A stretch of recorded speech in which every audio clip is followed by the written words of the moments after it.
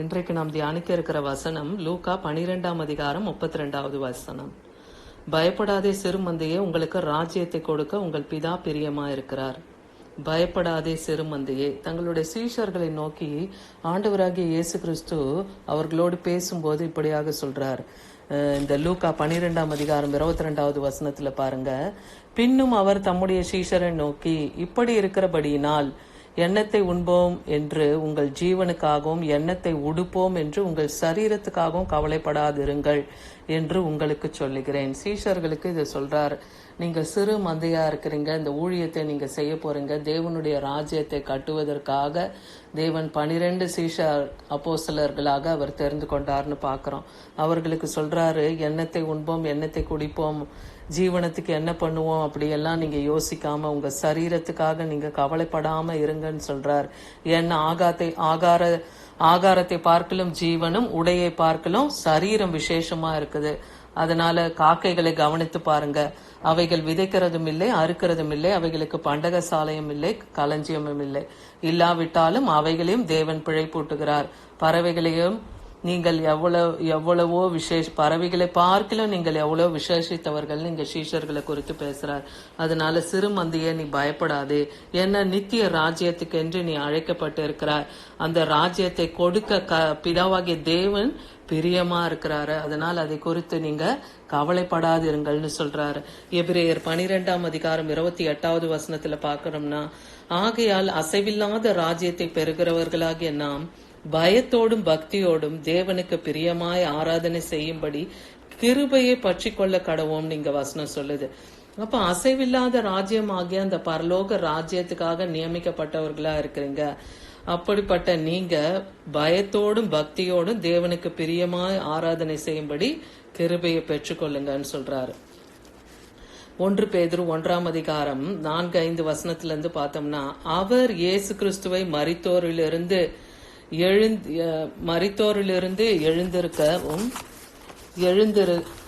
எழுந்ததினாலே அழியாததும் மாசற்றதும் வாடாததுமாகிய சுதந்திரத்துக்கு ஏதுவாக ஜீவனுள்ள நம்பிக்கை உண்டாகும்படி தமது மிகுந்த இரக்கத்தின்படி நம்மை மறுபடியும் ஜெனிப்பித்தார்னு வேதவசனம் சொல்லுது.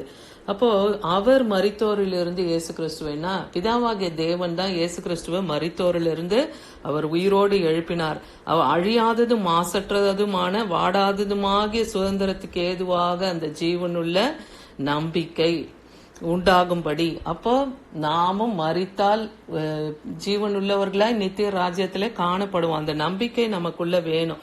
அதனால அவருடைய மிகுந்த இரக்கத்தின்படி நம்மை மறுபடியும் அவர் ஜெனிப்பித்தார். அவருடைய பரிசுத்த ஆவியினாலே நம்மை ஜெனிப்பித்திருக்கிறார் இல்லையா. ஒருவன் ஜலத்தினாலும் ஆவியினாலும் பிறவாவிட்டால் பிதாவை காண முடியாதுன்னு இருக்கு, பிதாவின் இடத்துல வரான்னு இருக்கு இல்லையா. அதனால அவரை நாம நம்பி விசுவாசிக்கும் போது அவர் நம்மை மறுபடியும் உயிர்ப்பிப்பார். இயேசு கிறிஸ்து நாமமே அல்லாமல் நித்திய ஜீவனுக்கு போக வேறொரு நாமம் இல்லை இல்லையா. கடைசி காலத்துல வெளிப்பட ஆயத்தமா இருக்கிற ரட்சிப்புக்கு ஏதுவாக விசுவாசத்தை கொண்டு தேவனுடைய பலத்தினாலே காக்கப்பட்டு இருக்கிற உங்களுக்கு அந்த சுதந்திரம் பரலோகத்திலே வைக்கப்பட்டிருக்கு. அப்போ நமக்கான சுதந்திரம் எங்க வைக்கப்பட்டிருக்க? பரலோக ராஜ்யத்திலே. தேவன் அந்த நித்திய ராஜ்யத்திலே நித்திய காலமாய் பிதாவாகிய தேவனோடு இருக்க போகிற அந்த பாக்கியத்தை, அந்த சுதந்திரத்தை நமக்காக அங்கே வைத்திருக்கிறார். பிலிப்பியர் 2ஆம் அதிகாரம் 13ஆம் வசனத்துல பார்த்தோம்னா, ஏனெனில் தேவனே தம்முடைய தயவுள்ள சித்தத்தின்படியும் விருப்பத்தையும் செய்கையும் உங்களில் உண்டாயிருக்கிறவராயிருக்கிறார். நம் தேவன் நமக்கு என்ன கொடுத்திருக்காரு? அவருடைய தயவுள்ள சித்தம், விருப்பம், செய்கை இதெல்லாம் நமக்கு உண்டாயிருக்கும்படியாக நம்ம வைத்திருக்கிறாராம். அதே போல மத்தேயு 24:34 சொல்றாரு, இவைகள் எல்லாம் சம்பவிக்கும் முன்னே இந்த சந்ததி ஒழிந்து போகாது என்று மெய்யாகவே உங்களுக்கு சொல்லுகிறேன். அப்போ மறுபடியும் ஆண்டவராகிய இயேசு கிறிஸ்து மகாராஜாவாய் மறுபடியும் இந்த பூமிக்கு வரப்போகிறார் இல்லையா.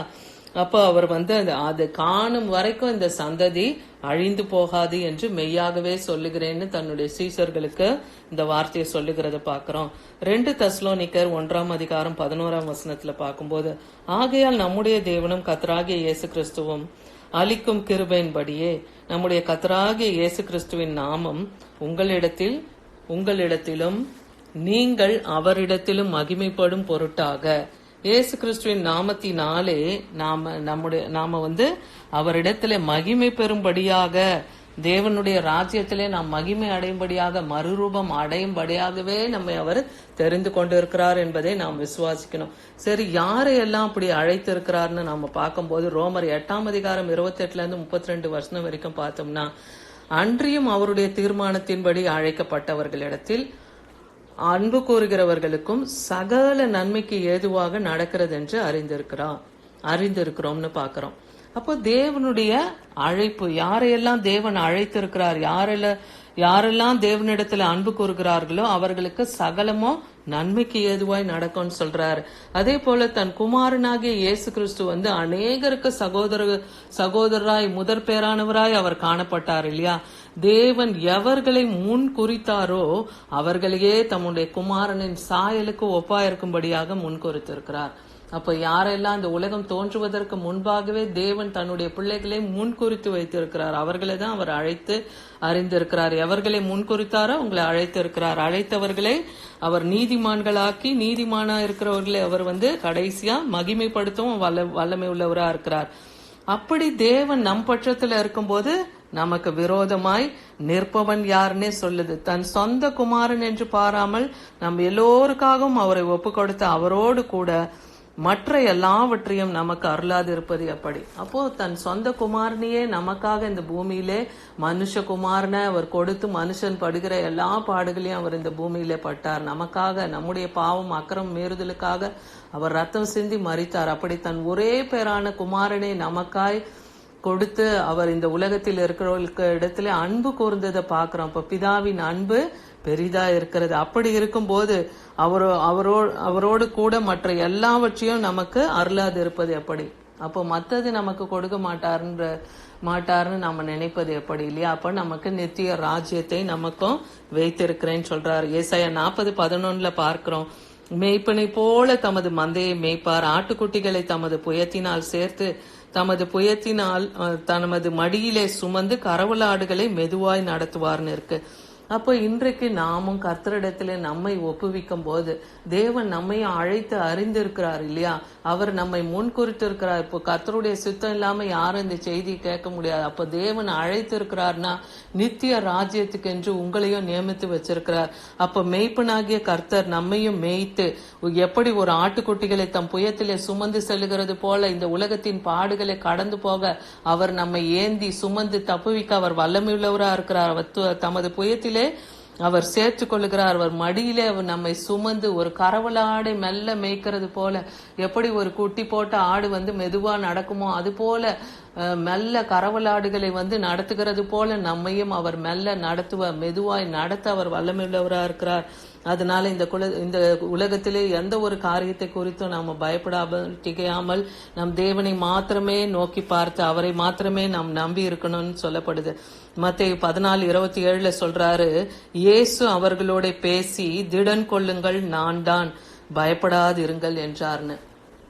அப்ப திடன் கொள்ளுங்க, இன்னைக்கு பயப்படாதே, திகையாதே, கலங்காதே, நான் உன் தேவன் சொல்றாரு, என் நீதியின் வலக்கரத்தினாலே உங்களை தாங்குவேன் சொல்றாரு, நான் உங்களை ஏந்தி சுமந்து தப்புவிப்பேன்னு நமக்கு வாக்கு பண்றாரு. அப்படி இருக்கும்போது நாம் தேவனிடத்துல நம்முடைய காரியங்களை ஒப்புவித்து அவர் சமூகத்திலே நாம் காத்திருக்கவும், தேவனுக்கு பிரியமாய் நடக்கவும், அவர் அழைத்த அழைப்பை நாம் உணர்ந்து செயல்படும் போதும் கர்த்தர் நமக்கும் இன்னைக்கு வாக்கு பண்ணது போல அந்த ராஜ்யத்தை கொடுக்க பிதாவாகிய தேவன் பிரியமாய் இருக்கிறார். அது நமக்கும் அவர் கொடுக்க பிரியமாய் இருக்கிறார். ஆமென்.